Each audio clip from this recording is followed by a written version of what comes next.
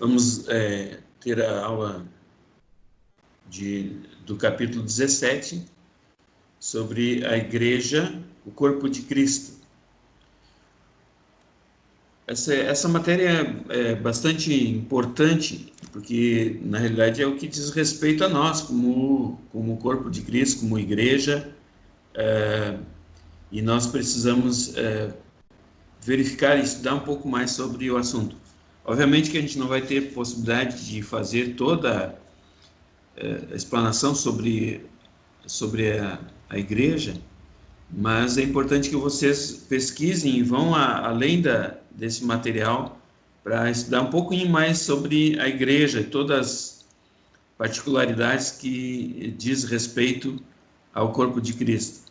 Mas, de qualquer forma, aí nós temos na página 45, então, do seu livro, então, a igreja, o corpo de Cristo.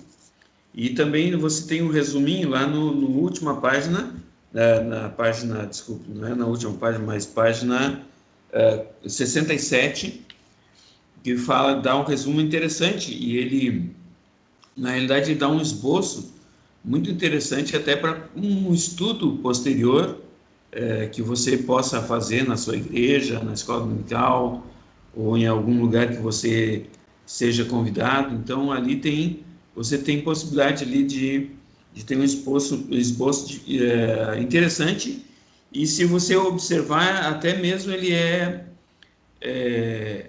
diferente pode ser diferente do próprio conteúdo que tem na página 45. Então, vê ali os pontos, então aqui ele coloca ali origem da igreja, os aspectos da igreja, então a construção da igreja, a composição da igreja e a figura da igreja. É muito interessante a forma como está ali. Mas para nosso estudo, então, para não confundir vocês, então nós vamos ver e discorrer o esboço que está no próprio livro ali, então na página 45. A igreja, o corpo de Cristo. Então a igreja, o corpo de Cristo, nós podemos perceber que dentro da Bíblia, então você não vai observar, você não vai ver tantas vezes a palavra igreja descrita. Já vista que a primeira vez que foi utilizada a palavra igreja, então foi o próprio Senhor Jesus quem...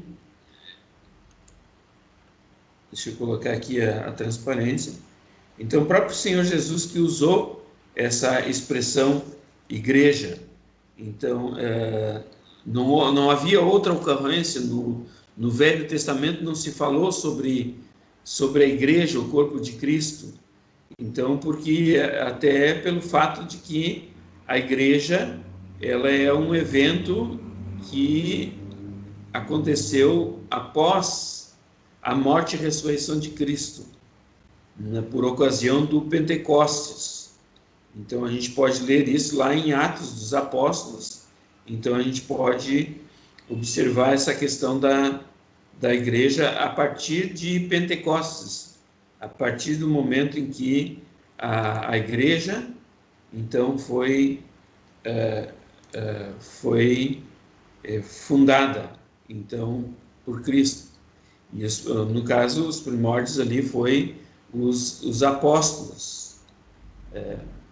Então, isso nós podemos ver muito nitidamente.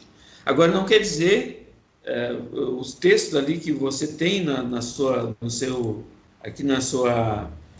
livro, é o texto de Mateus capítulo 16, versículo 18, onde Jesus mesmo diz que ele edificarei a minha igreja. Foi o próprio Senhor Jesus que disse isso.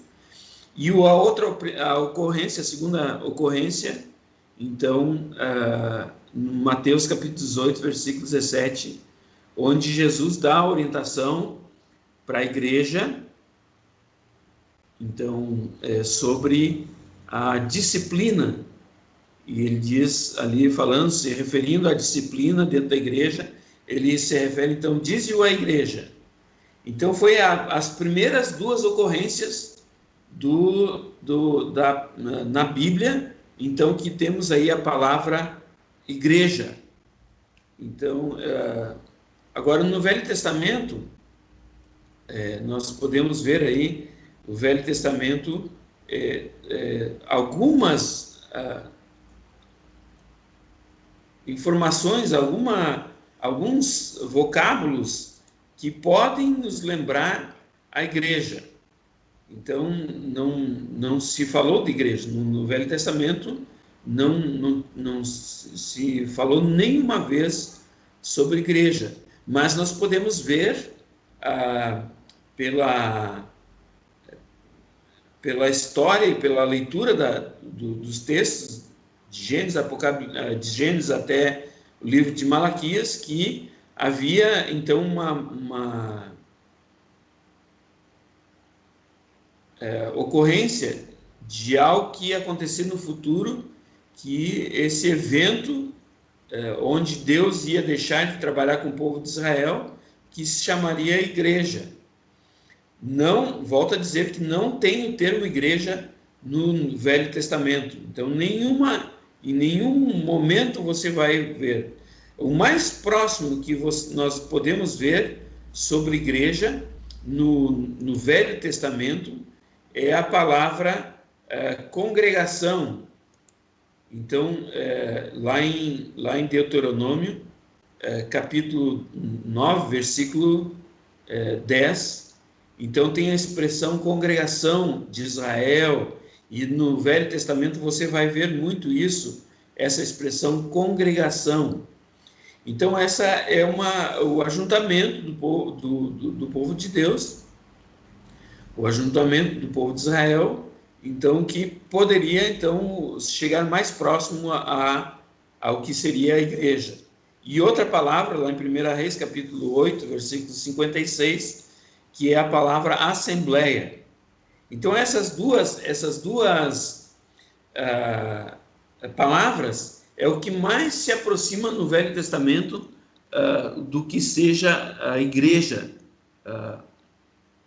o corpo de Cristo. Então, se você vai observar na história de Israel,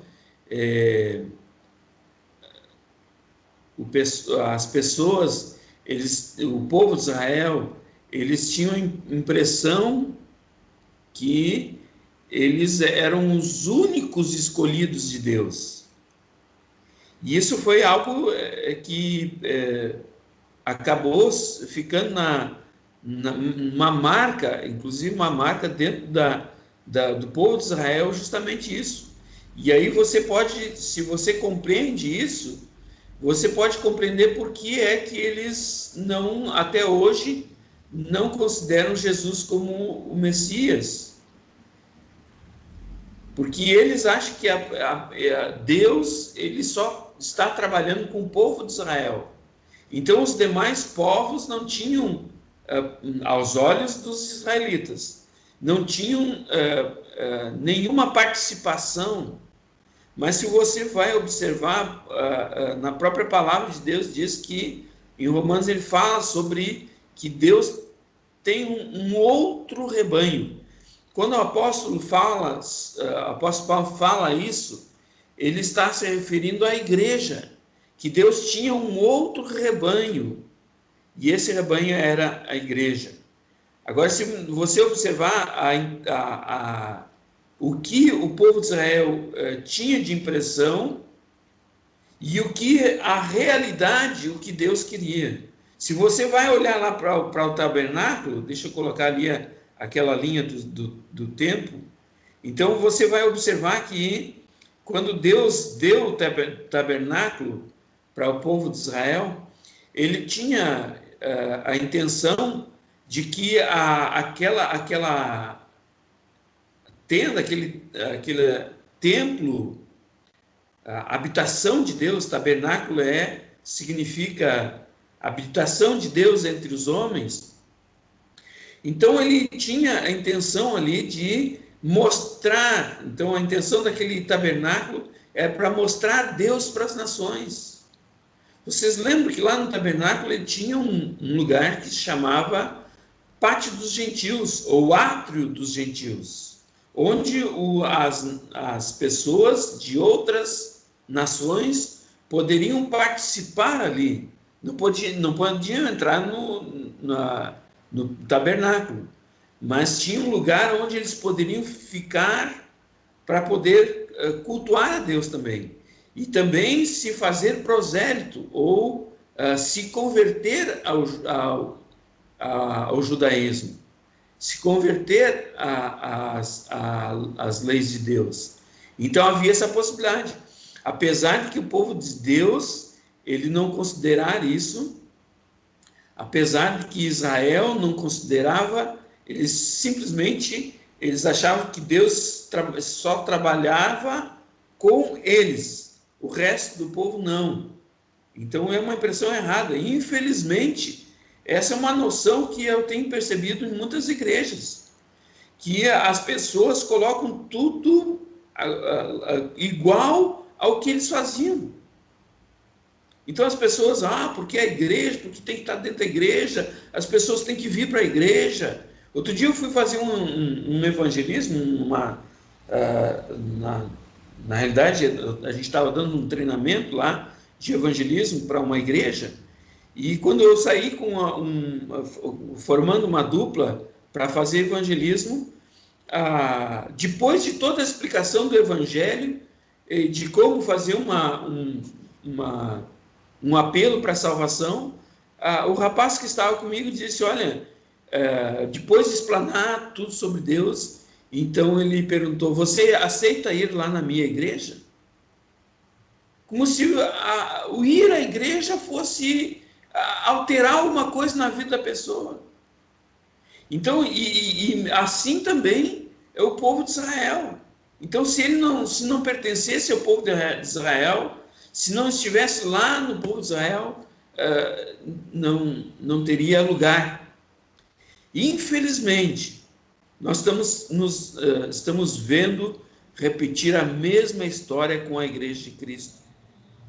Mas ali dentro da igreja do tabernáculo, então a gente precisa compreender isso, queridos, que Deus, você está vendo a linha de tempo aí, então Deus trabalhando com Israel, lá na lei, então, chamada a dispensação da lei, né? Então, onde Deus está trabalhando com o povo de Israel, onde Deus está atuando com o povo de Israel. E depois vem a igreja. Agora, a igreja, ela começa depois da morte e a ressurreição de Cristo. Então, onde Deus ele deixa de trabalhar com o povo de Israel, exclusivamente com o povo de Israel, para trabalhar com a igreja. A igreja ela é composta de salvos, tanto de judeus, como também de gentios. É o que diz lá, abra sua Bíblia lá em Romanos, quando ele fala sobre o Evangelho, abra sua Bíblia lá em Romanos, capítulo 1, ele diz assim, deixa eu ler para vocês aqui, o que diz o apóstolo Paulo, compreendendo essa questão e a visão que o povo de Israel tinha. Ele diz assim, no versículo 16, pulou aqui, eu estou usando aqui o celular porque fica melhor a leitura para mim, eu tenho dificuldade e acabo às vezes fica com dificuldade de leitura, então é por isso eu vou usar aqui o meu celular. Porque no Evangelho é revelado de fé em fé o justo viverá, como está escrito, mas o justo viverá pela fé. Versículo anterior, ele diz, eu sou devedor tanto a gregos como a bárbaros, tanto a sábios como a ignorantes, de modo que quanto está em mim, estou pronto para anunciar o Evangelho também a vós que estáis em Roma. Então ele fala disso. Porque o evangelho é revelado de fé em fé, e a justiça de Deus, como está escrito, mas o justo viverá pela fé. Então, o apóstolo Paulo fala do evangelho, então, que é para, não somente para os judeus, mas também para os gentios. Então, um pouquinho mais adiante, ele fala que o evangelho é poder de Deus para a salvação, tanto de judeus como de gregos, ou na realidade está se referindo ao evangelho como então poder de Deus para todas as pessoas, todas as nações. Então é isso que a gente tem que entender, que a igreja ela é composta de gentios e de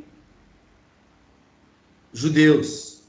Então, e esse é o tempo da igreja. Agora nós estamos no tempo da igreja. Vamos lá. Então, a igreja, espero que tenha ficado bem claro aí para vocês, então a questão da igreja. Então, é necessário a gente entender essas coisas, para a gente até mesmo entender e saber por que nós estamos aqui. Qual a finalidade da igreja? Então, qual a atuação da igreja? Então, e essa questão do orgulho, que muitas vezes a gente percebe dentro da igreja, infelizmente, é o mesmo orgulho que o povo de Israel tinha em relação ao tabernáculo e depois, posteriormente, também ao templo de Deus. Vejam bem, então a igreja ela é muito maior, a igreja é a dispensação que está atuando nesses tempos, nos nossos dias. Abra sua Bíblia lá em Efésios, capítulo 1, versículo 9 e 10, e olha só o que a palavra de Deus diz em relação à igreja. Capítulo 1 de Efésios, versículo 9 e 10, diz assim a palavra de Deus: fazendo-nos conhecer o mistério da sua vontade, segundo o seu beneplácito que nele propôs. Versículo 10, para a dispensação da plenitude dos tempos. Então a igreja, aqui no que o apóstolo Paulo fala, é um mistério que foi revelada na plenitude dos tempos, é o que a palavra de Deus diz. Então, mistério da sua, versículo 10, para a dispensação da plenitude dos tempos, de fazer convergir em Cristo, olha aí, todas as coisas. Então, tudo ficou convergido, então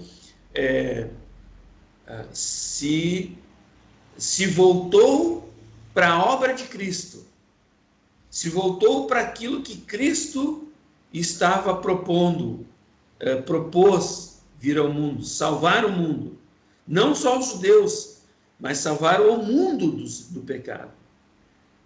Judeus, gregos, todas as pessoas, os gentios. Então, justamente é o que ele diz ali, fez então fazer convergir em Cristo todas as coisas, tanto as que estão nos céus como as que estão na terra. Nele digo, versículo 11, no qual também fomos feitos heranças, nós que éramos gentios, agora fomos feitos herdeiros.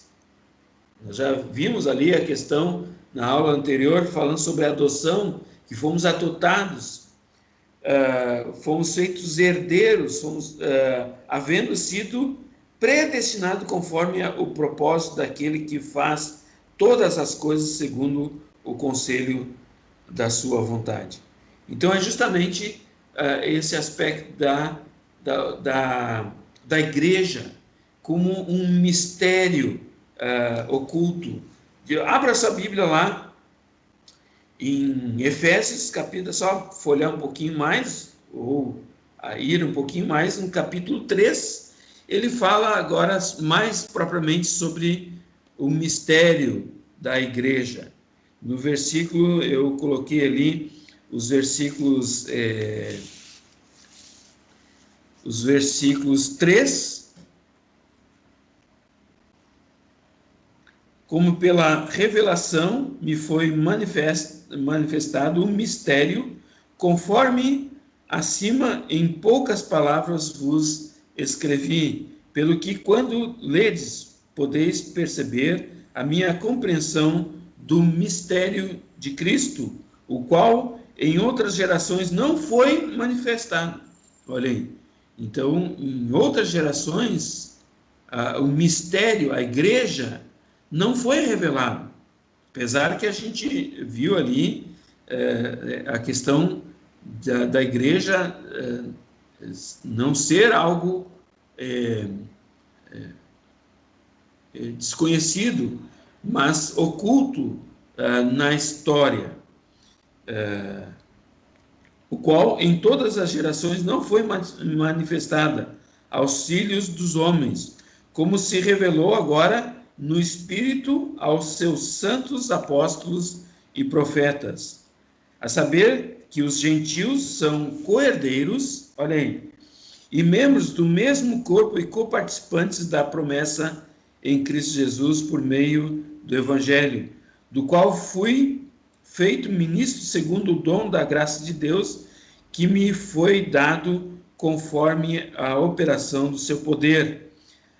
A mim, o mínimo de todos os santos, me foi dado esta graça de anunciar aos gentios as riquezas inescrutáveis de Cristo, e demonstrando a todos qual seja a dispensação do mistério que desde os séculos estava oculto em Deus, que tudo criou.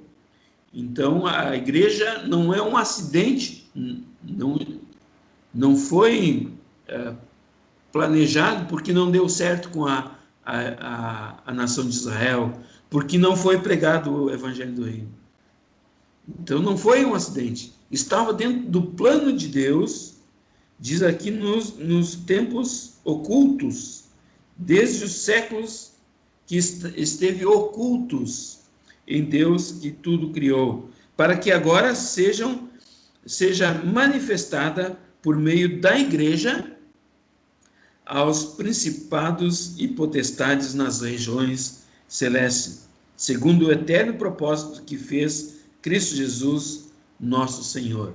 Então a igreja é um mistério de Deus, e esse mistério então foi revelado. Olha só o que significa a igreja. No original grego, a palavra igreja significa eclésia, ou eclesia. É uma palavra, então, grega, que é formada de uma conjunção com um verbo. A conjunção ek, que significa para fora, e o verbo kaleo, que significa convocado, chamado. Então, o verbo kaleo, então, unindo-se a conjunção ek, ela forma a palavra igreja, ou eclesia, ou eclésia, que tem literalmente se a gente fosse fazer uma literação dessa palavra, seria convocados para fora, chamados para fora. Então esse é o significado de igreja. E é o significado correto de igreja, queridos. Convocados para fora, chamados para fora. Então é isso que significa igreja. O corpo de Cristo, o corpo indivisível de Cristo. Então significa chamados para fora, convocados para fora. E eu acho interessante essa expressão, convocados para fora. Então, todo aquele que nasce na família de Deus, todo aquele que é co-herdeiro com Cristo, é adotado por Cristo, então ele é convocado para fora, ele é chamado para fora. Olha que coisa interessante, né? Então, essa é a definição, e talvez a definição mais correta, quer dizer, é a definição correta da palavra igreja. A igreja é o corpo indivisível de Cristo. Então, nós vimos aí os textos de Efésios, capítulo 3, que estava oculto em Deus, mas agora, na plenitude do tempo, nesse tempo presente agora, então nós estamos nessa plenitude do tempo, onde Deus está trabalhando agora com a igreja. O evento que marcou então a igreja, o início da igreja, então está lá em Atos dos Apóstolos, quando Jesus ele diz para que eles ficassem em Jerusalém até que fosse manifestado o Espírito Santo. Então, onde o Espírito Santo então desceria sobre os santos. Abra ali sua Bíblia em Atos dos Apóstolos, então, para a gente perceber isso. Atos 1,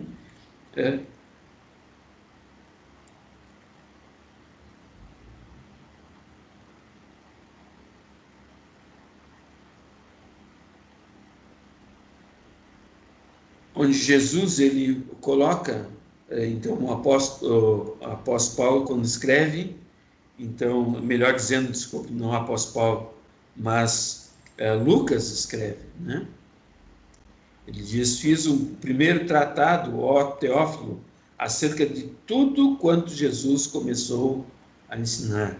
Então, falando do Evangelho de Lucas, né? Até o dia que foi levado para cima, depois de haver dado mandamento pelo Espírito Santo aos apóstolos que escolhera, aos quais também, depois de haver padecido, se apresentou vivo com muitas provas infalíveis, aparecendo-lhes por espaço de 40 dias, e lhes falou das coisas concernentes ao reino de Deus.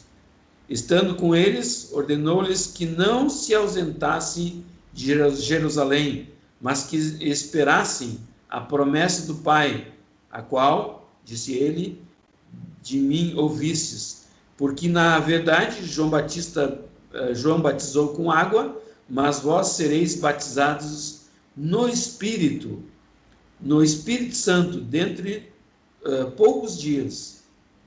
Aqueles, pois, que se haviam reunido perguntaram, dizendo: Senhor, é nesse tempo que restaurarás o reino de Israel?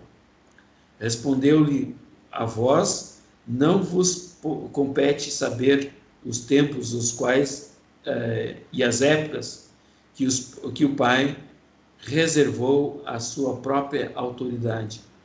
Mas recebereis poder ao descer sobre vós o Espírito Santo, e serem-me-eis testemunhas, tanto em Jerusalém como em toda a Judeia e Samaria até os confins da terra. Então, tendo dito essas coisas, foi levado para cima, enquanto eles olhavam em uma nuvem, e o recebeu, ocultando seus olhos. Aqui começa, então, a declaração da vinda do Espírito Santo, batismo do Espírito Santo, então, onde eles, iniciando ali, então, a igreja, o corpo de Cristo. Ok? Vamos lá. Cristo é o cabeça do seu corpo. Então, ele é o cabeça do corpo. Ele foi colocado como cabeça do corpo. Se você ler lá em Efésios, você vai observar que é justamente o que está descrito aqui, que ele mesmo fala no capítulo 5, versículo 23, ele diz assim a palavra de Deus. Ele diz, porque o marido é o cabeça da mulher, como também Cristo é o cabeça da igreja, sendo ele próprio o Salvador do corpo. Então, ele mesmo, ele é o cabeça da igreja, e sendo ele mesmo o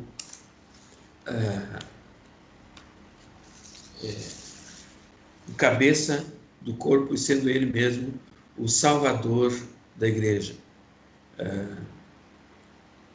Deixa eu ver se eu tenho isso aqui. Ele é o cabeça do corpo.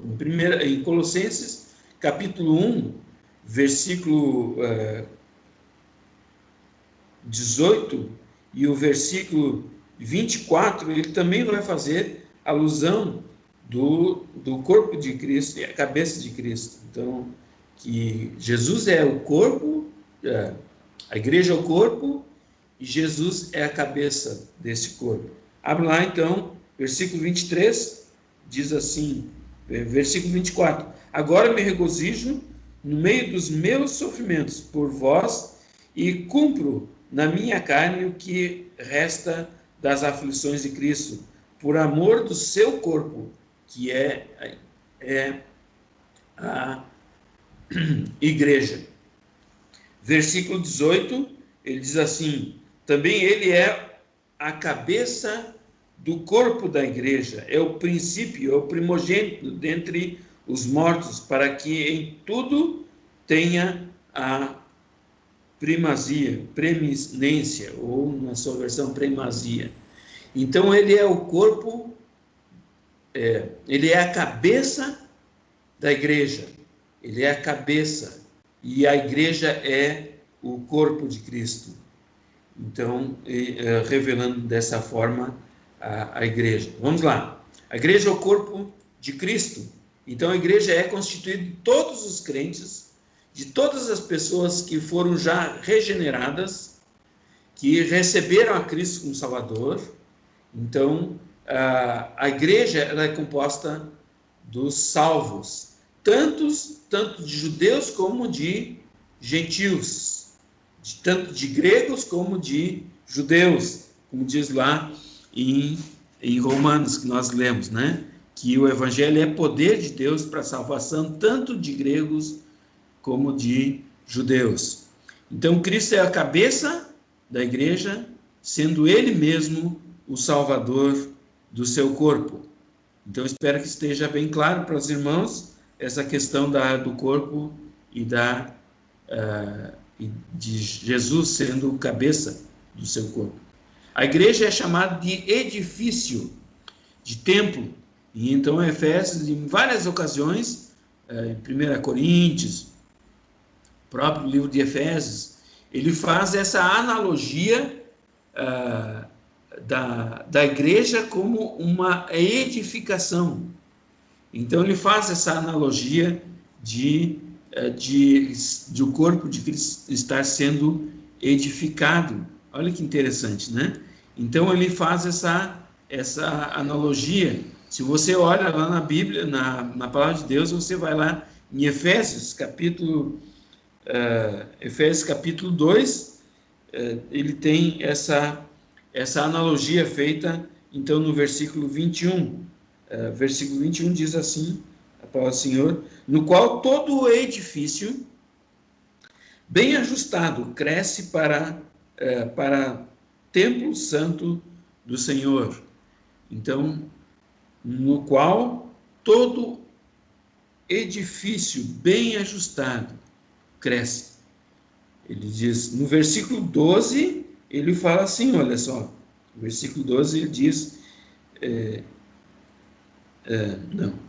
do capítulo, abra sua Bíblia em Efésios capítulo 4, no versículo 12, ele diz, tendo em vista o aperfeiçoamento dos santos, para a obra do mistério, para a edificação do corpo de Cristo. Então, novamente, essa analogia com edifício. Então, citando que há necessidade de o corpo de Cristo ser edificado. Isso quer dizer Então, pessoas se convertendo, então sendo colocados no corpo de Cristo. Os membros são acrescentados pelo Senhor. Então, é Deus quem salva, é o Espírito Santo que convence a pessoa do seu pecado. Então, quando ela crê em Jesus, então ela passa a ser do corpo de Cristo. Então, através da regeneração, através da atuação de Deus na vida da pessoa. Então, abram lá em 1 Coríntios, capítulo 12, versículo 13, diz assim a palavra do Senhor. Esse é um texto que vamos usar bastante. Pois em um só Espírito fomos todos nós batizados em um só corpo, quer judeus, quer gregos, quer escravos, quer livres, e a todos nós foi dado a beber de um só Espírito. Então, ali falando sobre a questão de foi Deus mesmo que colocou então as pessoas a partir do momento da regeneração, a partir do momento que as pessoas creram em Jesus, então se tornam membros do corpo de Cristo. Ali fala sobre em Atos capítulo 2, lá naquela ocasião onde do nascimento da Igreja de Cristo, diz o versículo 47 o seguinte, Atos capítulo 2, versículo 47, louvando a Deus e caindo na graça de todo o povo, e cada dia acrescentava-lhes o Senhor os que iam sendo salvos. Então, o corpo de Cristo, as pessoas se convertiam e eram colocados no corpo de Cristo. Então, nesse sentido. Então, é justamente esse aspecto que nós temos que pensar. Não há outra forma de sermos colocados no corpo de Cristo a não ser através da salvação que há em Cristo Jesus, na atuação do Espírito Santo, fazendo a obra da regeneração. Ok, aqui me faltou, não, acho que está aqui na...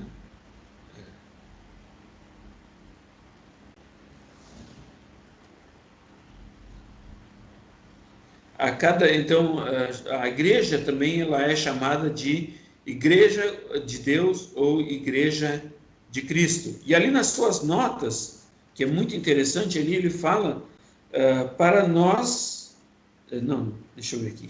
Página 46. Ele diz assim, há apenas um corpo, ou igreja, constituída de muitos membros.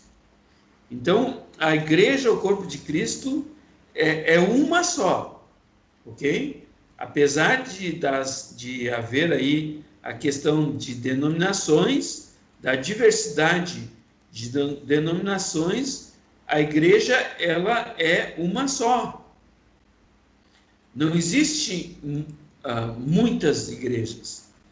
Não existe igreja tal, não. A denominação, então as igrejas locais, então elas adotaram nomes, se organizaram em denominações, batistas, presbiterianas, e aí há uma diversidade de denominações e de denominações, de nomes de igrejas, às vezes igrejas independentes, e aí a gente vê que o povo de Deus é bastante criativo, né? Em termos de nomes de igreja. Então, não sei se vocês já viram, e se você bota no Google lá, nomes de igrejas engraçados, qualquer coisa assim, aí você vai ver lá nomes bem peculiares. Por exemplo, Igreja de Deus, Igreja o Cuspe de Cristo, Igreja Batista do Sétimo Dia, Igreja Florzinha de Jesus. Aí você vai observar coisas fantásticas. Aqui em Pernambuco eu já me deparei com alguns nomes de igreja muito interessantes. Outro dia nós estávamos em Garanhuns e eu só não vou me lembrar do nome da igreja, mas era uma coisa assim muito estranha, fora do normal. Eu acho que era a Igreja Pentecostal, na casa da Dona Maria, na casa da Dona Francisca, uma coisa assim. Igreja Pentecostal na casa da Dona Francisca. E assim você vai ver aí uma criatividade muito grande em relação de nomes de igreja. Mas, apesar dessa diversidade e criatividade do povo de Deus, né, em colocar nomes nas igrejas, a igreja é uma só, Cristo, é o corpo indivisível de Cristo. Então, a igreja, corpo de Cristo, apesar de se adotar essa diversidade de nomes, elas ainda, se ela segue os padrões de Cristo, se ela segue as sãs doutrinas da palavra de Deus, então ela faz parte do corpo de Cristo. Ela está inserida no corpo de Cristo, indivisível de Cristo. Abre sua Bíblia lá em 1 Coríntios, capítulo 12, nós já nos referimos ali, e vamos nos referir novamente ao que está escrito lá em 1 Coríntios, aqui deu saiu da 1 Coríntios, capítulo 12, novamente, falando sobre o corpo de Cristo.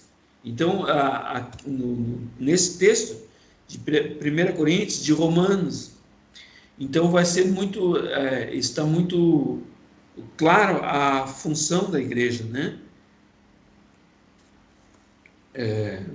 Deixa eu ler para você qual é o texto ali, 12:12, diz assim a palavra do Senhor: porque assim como o corpo é um, e temos muitos membros, e todos os membros do corpo, embora muitos, formam um só corpo, assim também é Cristo. Então, Cristo é a cabeça da igreja. A igreja é o corpo de Cristo. E um corpo tem muitos membros.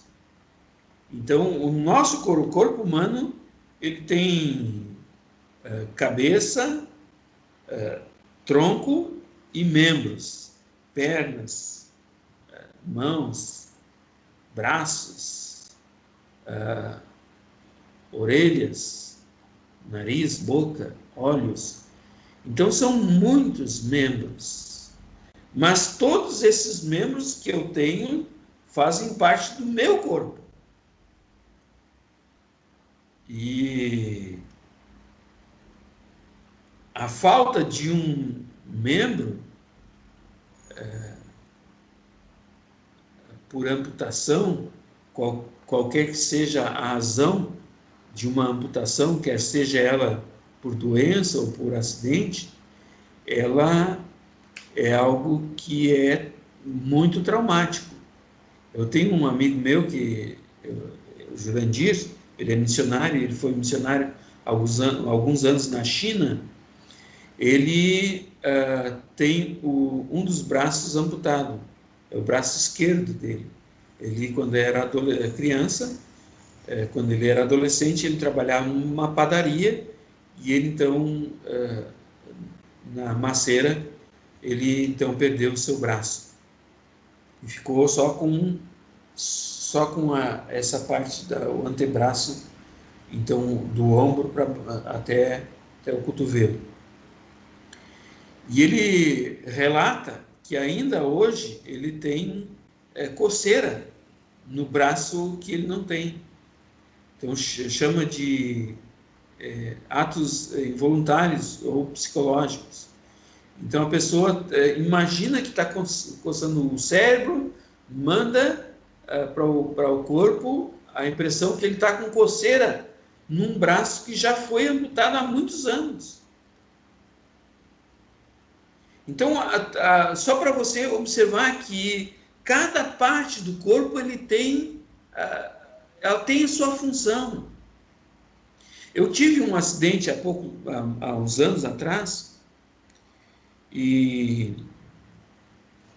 nesse acidente eu estava mexendo com madeira, estava aplainando uma madeira, e a plaina, ela sugou a madeira, ela cravou a madeira porque estava com um pouco fio as lâminas, 32 lâminas, e ela jogou a madeira e empurrou a minha mão para cima da plaina. E eu tive um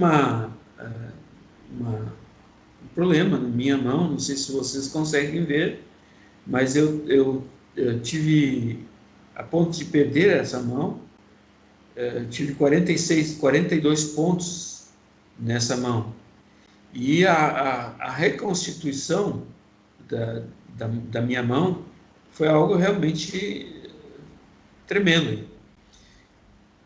Só que os médicos não conseguiram fazer com que o meu dedo mínimo ele tivesse todos os movimentos. Eu perdi movimento numa das falanges do dedo.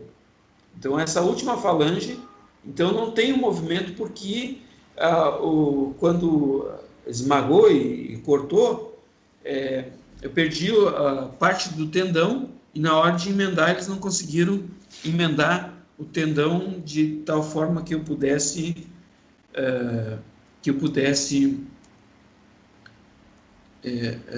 restaurar todos os movimentos. E quando é uma simples falange, a última parte do meu dedo mínimo, mas isso me causa, até hoje eu tenho dores, né, nessa mão.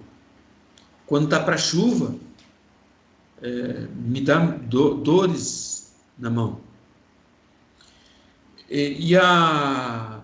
Só que, para mim, deixa eu pegar o mouse aqui.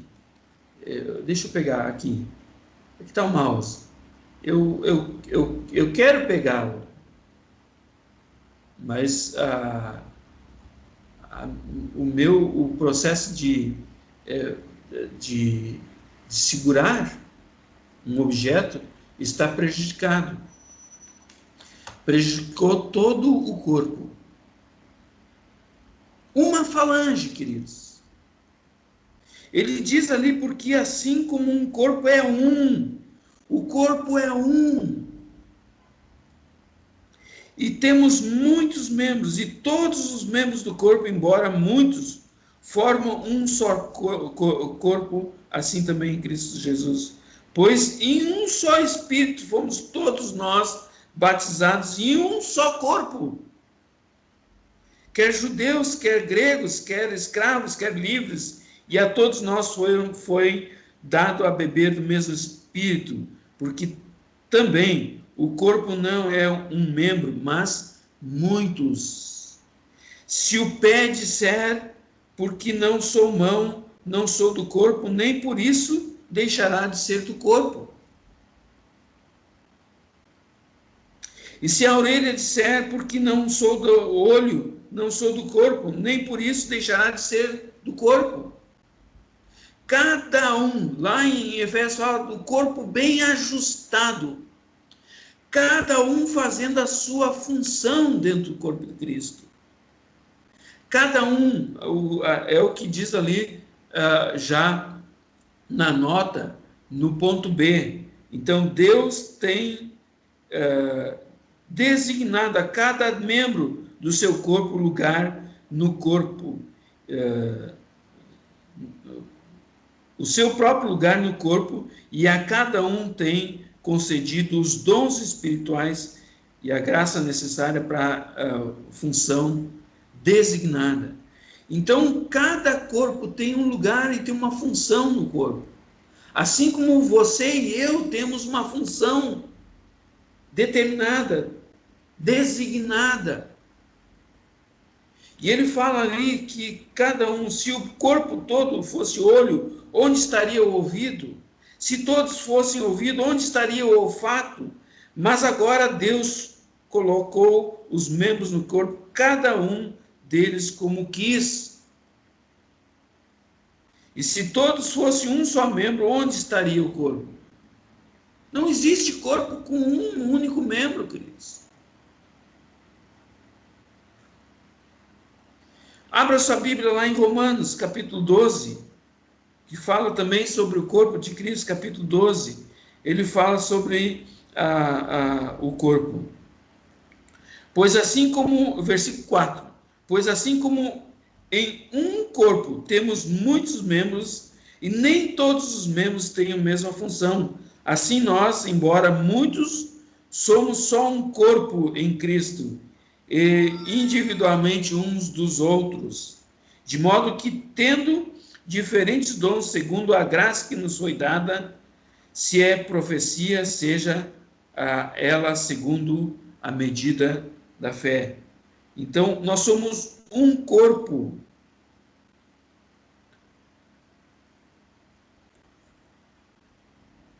Fazemos parte desse corpo indivisível de Deus. Então, nós temos, fazendo parte desse corpo, dessa igreja universal, que é o corpo de Cristo, onde Cristo é o cabeça da igreja.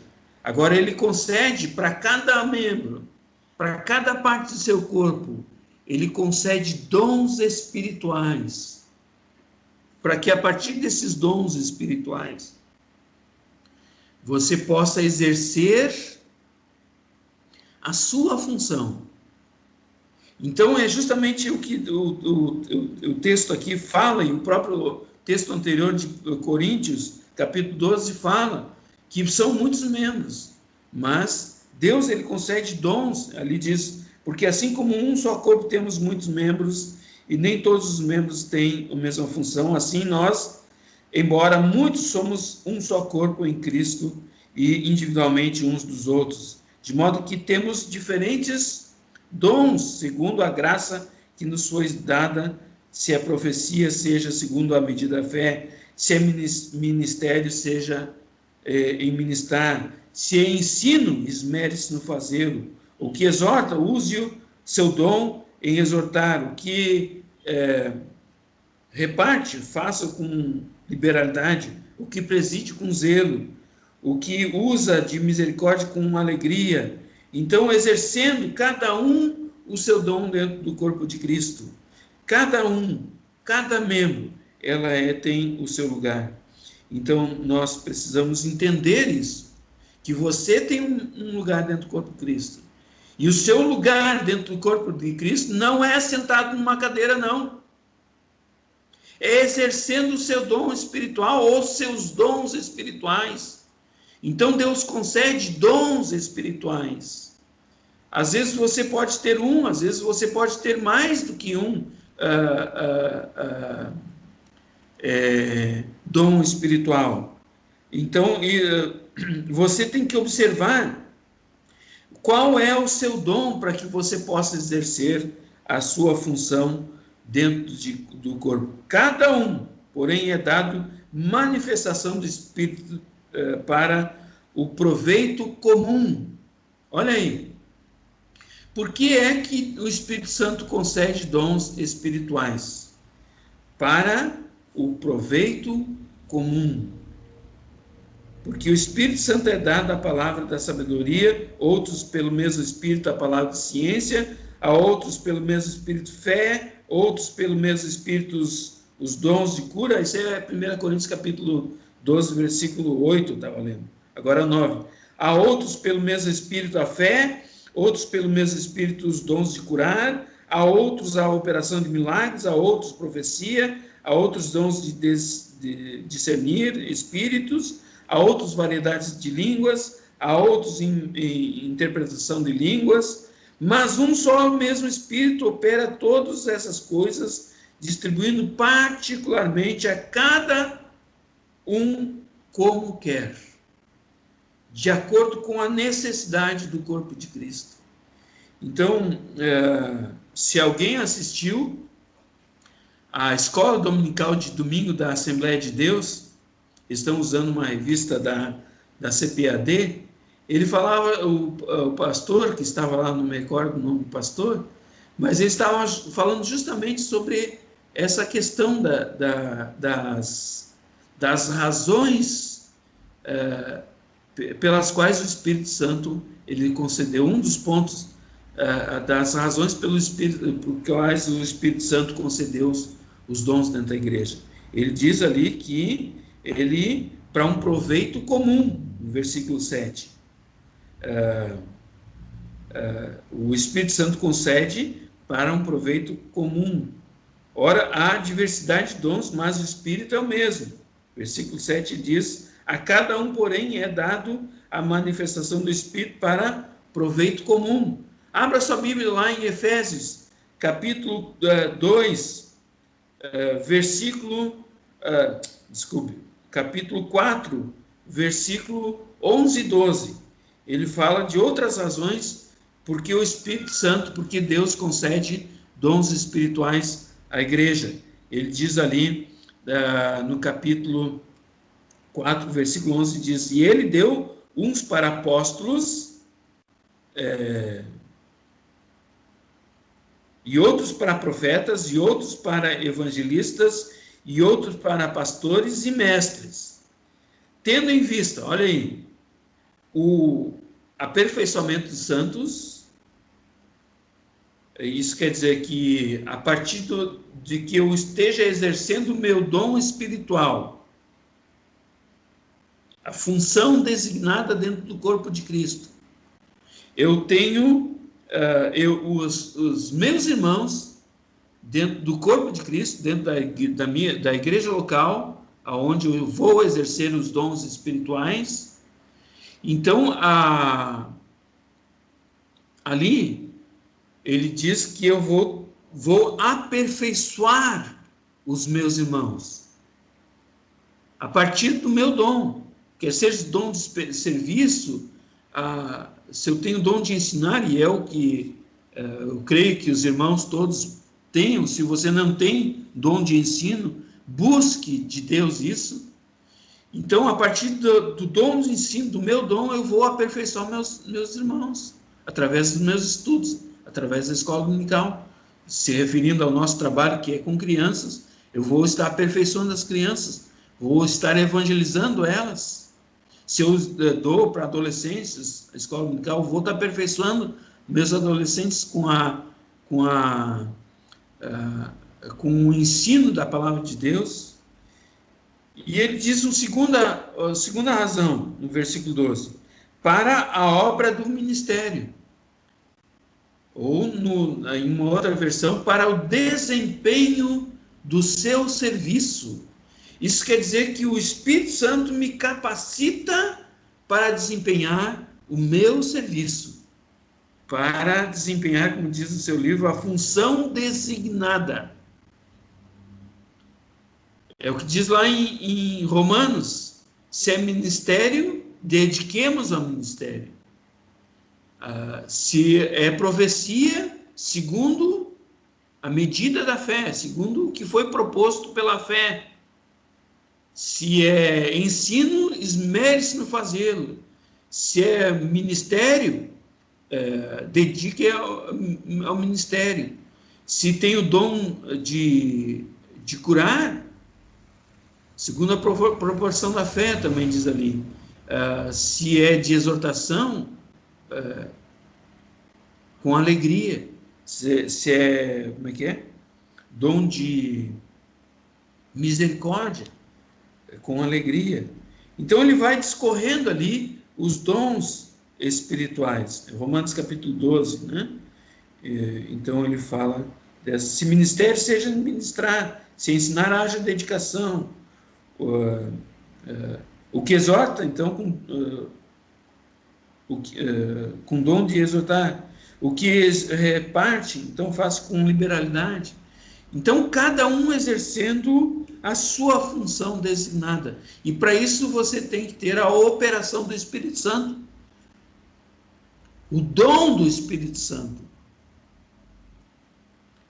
E a terceira razão que ele diz lá em Efésios, capítulo 4, versículo 12, é que para a edificação do corpo de Cristo. É aquilo que nós já falamos. Então, a partir do momento que você vai pregando o Evangelho, vai ensinando a palavra de Deus, as pessoas vão se convertendo e vão sendo colocadas no corpo de Cristo.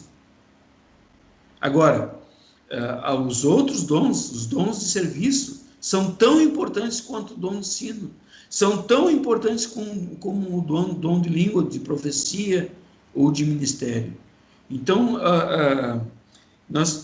cada um tem a sua função, e cada um dos dons exercidos dentro do corpo de Cristo, ele vai aperfeiçoar os santos. Você vai ter a capacidade para realizar o trabalho, e as pessoas podem receber a Cristo como Salvador. Se você vê lá em Atos dos Apóstolos, quando os apóstolos, eles resolvem, então, instituir o diaconato, então, para que os apóstolos estivessem mais livres para a pregação da palavra, ele diz lá que para exercer o dom de diaconato, que era servir as mesas e as viúvas e os órfãos, então eles tinham que ser cheios do Espírito Santo, até para servir mesa, queridos, até para lavar um banheiro. Não se lava um banheiro dentro da igreja se você não tem dom de serviço, de diaconia. Lavar uma louça, cuidar da cozinha da igreja, do pátio da igreja, da zeladoria da igreja. Isso tem que ser a partir do dom espiritual. Vejam, não é de qualquer forma.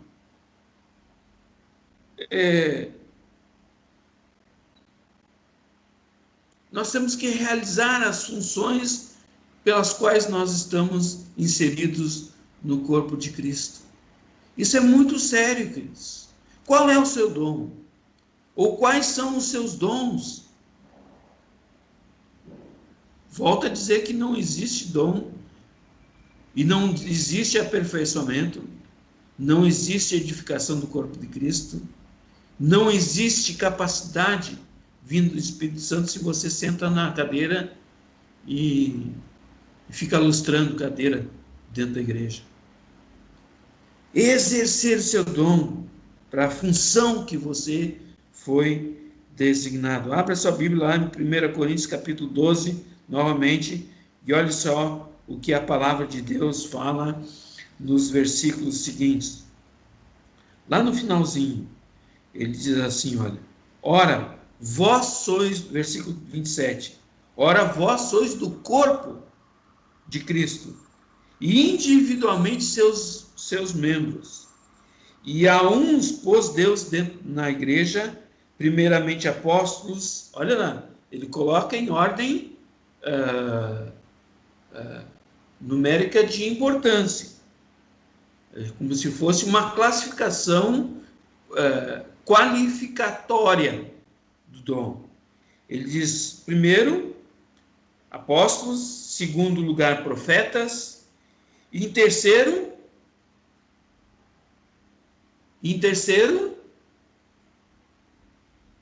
mestres. Depois, operadores de milagres. Depois, dons de curar, dom de socorro, dom de governo, dom de variedades de línguas. Porventura são todos apóstolos, são todos profetas, são todos mestres, são todos operadores de milagres? Todos têm dom de cura? Falam todos em outras línguas? Interpretam-nas todas? Vejam o versículo 31. Mas procurai com zelo os melhores dons. Ademais, eu vos mostrarei um caminho sobre modo excelente. Procurai com zelo os melhores dons. Então, qualitativamente, de uma forma classificatória ali, o apóstolo Paulo diz que o terceiro melhor dom é o dom de mestre. Olha só. Então, a responsabilidade que nós temos dentro do corpo de Cristo. O que você é dentro do corpo de Cristo? Qual a função dentro do corpo de Cristo? Deus abençoe. Que realmente Deus possa nos abençoar, queridos. E se você ainda não descobriu o seu dom, os seus dons, ore a Deus. Ore para que Deus o revele.